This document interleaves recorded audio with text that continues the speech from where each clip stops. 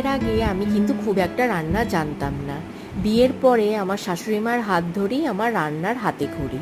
এতগুলো বছরে আমি অনেক রান্না শিখেছি, অনেক নতুন নতুন রান্না এক্সপেরিমেন্ট করেছি, কখনো সফল হয়েছি, কখনো সফল হইনি।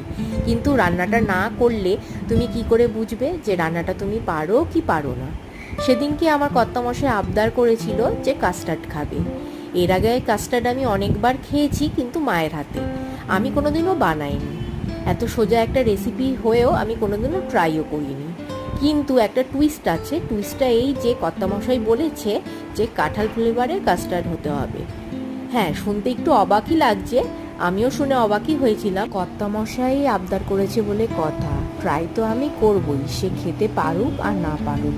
তাই যেরকমভাবে কাস্টার্ড বানায় সেরকমই বানিয়েছিলাম, শুধু কাস্টার্ড মেশানোর আগে কাঁঠালের আধ মিশিয়ে নিলাম। এবার দেখা যাক যে কাস্টার্ডটা খেয়ে সবাই কি বলে, তার জন্য